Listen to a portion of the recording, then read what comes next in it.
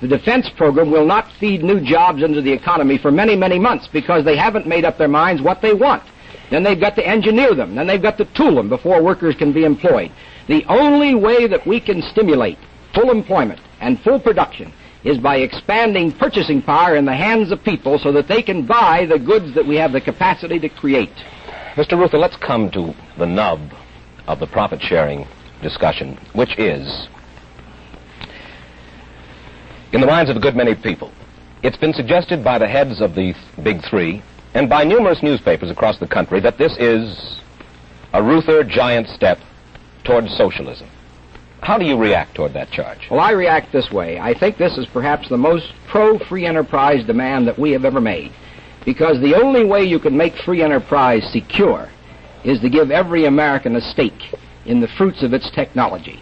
And what we're proposing here is not a new idea. There's nothing revolutionary about it. There are more than 20,000 companies in America that have profit-sharing plans. 2 members of the Eisenhower cabinet, Mr. McElroy from Procter & Gamble, Mr. Folsom Eastman Kodak, both of those companies have profit-sharing. But they were granted freely by the company, not asked for in bargaining demands by the union. Principle. That doesn't change the basic principle.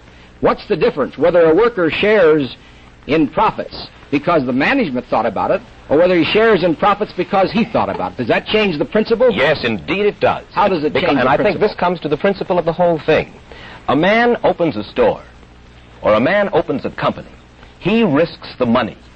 He has the privilege, under our system of free private enterprise, does he not, of deciding what he is going to do with that money. It is not up to his workers to tell him what he should do. Well, you'd have a very difficult job convincing Ford workers and Chrysler workers and General Motors workers who are unemployed that they don't risk anything, that they don't suffer loss when the company's in bad condition. They also suffer. But here's the thing you need to understand, that this principle is being applied in Ford, in General Motors, in Chrysler's. The executives are sharing in the profits. Now, they're not sharing in the profits as stockholders. They're sharing in the profits as employees. Because they run the company. But they're still employees. They're high-paid employees. But they are not getting profits. They are not getting their profit bonus as stockholders. They're getting it as an employee. Harlow Curtis makes his profits in a free enterprise system, manufacturing goods the public wants. Now, who is to decide what is to be done with that money? These profits in Harlow Curtis's pocketbook.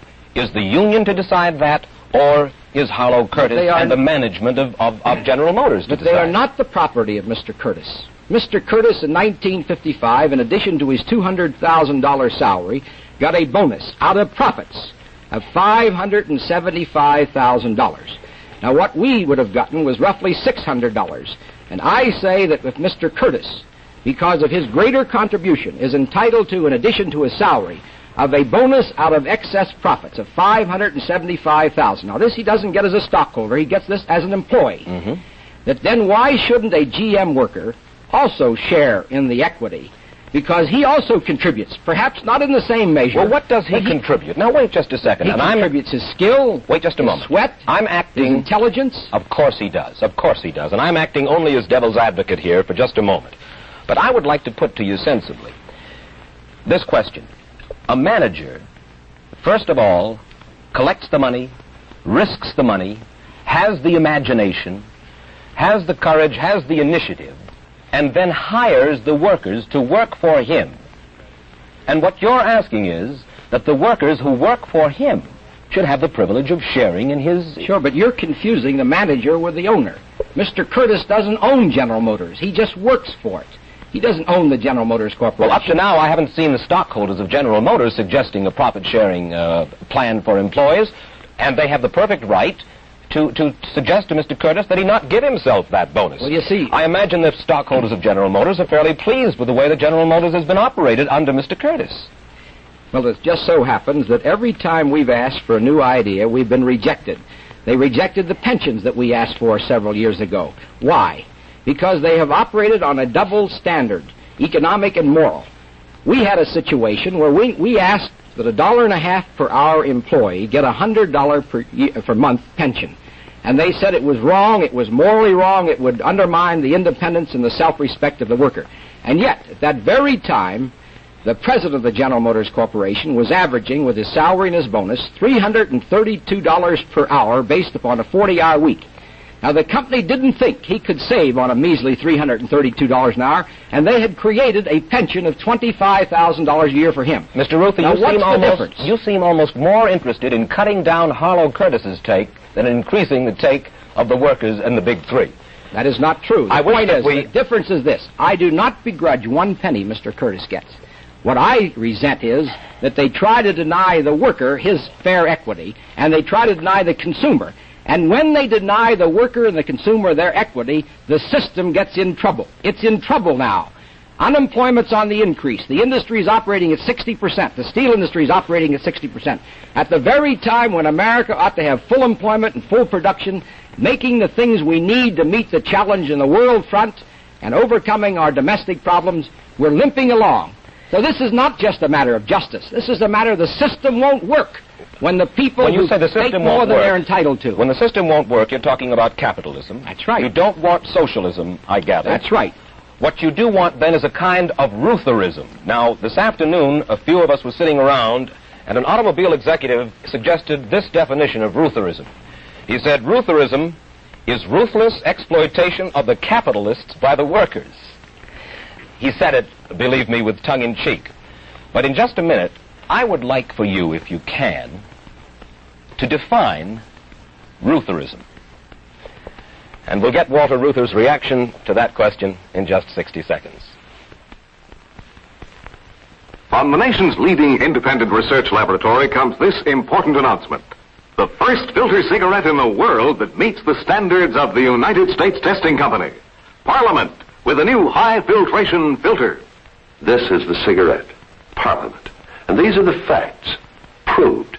In Parliament, over 30,000 traps. The most effective filtering material in a cigarette today. No other popular cigarette delivers less tar and nicotine. Proved in Parliament, the exclusive recessed filter holds trapped tar and nicotine away from your lips. There's no leakage from filter to mouth. Proved in Parliament, the most complete filtering action in cigarette history. And the flavor story is simple. More expensive tobaccos bring you the friendly satisfaction that cigarettes were invented for. The filtering findings you have just seen are certified true by the United States Testing Company. Parliament, now at popular price. That's the Parliament story of the most complete filtering action in cigarette history. Try Parliament yourself. All right, Walter Reuther, what is Reutherism? Well, I'm not sure what Reutherism is, but I can tell you what I believe. I believe, to begin with, that free labor and free management have a great deal more in common than they have in conflict. And I believe that freedom is an indivisible value, that you can't have free labor without free management, and that we both need to learn to work and cooperate together to preserve our free society in a free world. Now, we reject the whole concept of Marxism and the class struggle, because that philosophy was based essentially upon the struggle to divide up economic scarcity. We believe that free men, free labor, free management, working together within free government in a free economic system, have the glorious opportunity of cooperating in the creating and the sharing of economic abundance. We believe that this is the first time in the history of human civilization that we can solve man's economic and material needs of food and clothing, and we can facilitate the growth of every human being as a social being, as a cultural being, as a spiritual being. Mr. Reuther, you say you reject the class struggle between one class and another. Let me ask you this. I'd like to cite an article given a full-page spread on January 13th in your own union newspaper called Solidarity. The writer of this article, Harvey Suedo, says, quote, the factory worker's attitude toward his work is generally compounded of hatred, shame, and resignation. The plain truth is that factory work is degrading. End quote. Now, this, as I say, was given a full-page spread with no editorial comment in your paper. When union men, working men, feel like this about their work, and their union prints this kind of an article, isn't it reasonable to assume that their aspirations, perhaps, are somewhat different than management's, that there is some bitterness in them, and that they want to right that bitterness in whatever way they can? Well, I don't share the point of view expressed in that article.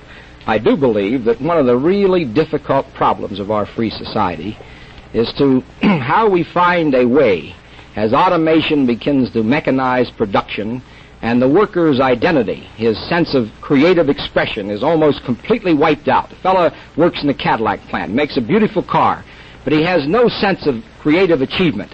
And I think that one of the great problems of our modern civilization is to enable us to utilize the most advanced tools of technology, but in the leisure time of people, find a way to give them an opportunity of creative self-expression. This is one of the great problems, and I think resentment can develop if a person is denied the sense of creative satisfaction. Under those circumstances, a profit-sharing plan might, just might, in addition to the money involved, make them feel just a little bit more equal, a little less resigned. You know, a few years from now, they'll be bragging about this, just as they brag about the pension plans they didn't want to give us, just as they brag about the other things they gave us at the bargaining table only after we fought for them. I predict they'll talk about this one of these days in glowing terms. Mr. Reuther, 3 short questions. We have just about a minute. Last November on this program, Mrs. Eleanor Roosevelt suggested you might make a very good president of the United States. She said you have the qualities necessary: intelligence, knowledge of the world's people, the ability to grow. You think you'd make a good president? Well, I think that Mrs. Roosevelt is a very gracious lady and a very generous friend. I have no presidential ambitions whatsoever. I'm going to devote what limited ability I have to the service of the American labor movement. Do you think that Governor Williams would make a good president? Well, I think there are a lot of Democrats who'd make good presidents, and I think this is a choice for the Democratic Party. I'm asking Walter Reuther whether he thinks Williams would make a good Walter Reuther does president. not have a choice at the moment. Obviously, he doesn't have a choice. I'm just asking whether you do or not. I think Governor Williams would make a good president. You do? I do. Final question. John L. Lewis recently called you an earnest Marxist, chronically inebriated by the exuberance of your own verbosity. Reaction, if you please. Well, I'm rather sad about John Lewis. He's made a great contribution to the American labor movement, but his ego really is larger than any mortal should have. He broke with Franklin Roosevelt. It's rather tragic that he spends his last days isolated and bitter. Thank you very much, Mr. Reuther, for spending this half hour with us here tonight in Detroit. I wish we could have had another half hour. Over the years, Walter Reuther has been attacked by big business more than any other labor leader. Yet he continues to be elected by his UAW rank and file, and a good many other unions look to him for inspiration. It's possible that the continuing conflict about Walter Reuther reflects conflict of far greater significance within our society itself. I have here the United States testing report, the United States Testing Company's report on the new Hi-Fi Parliament cigarette. Here is the proof that Parliament has the most complete filtering action in cigarette history. No other popular cigarette delivers less tar and nicotine. No other cigarette has the exclusive recessed filter that prevents trapped tar and nicotine from touching your tongue and lips. And the flavor is protected, too, Parliament's full tobacco flavor. One more thing, Parliament is now on sale everywhere at popular filter price. All new Parliament. Quite a smoke.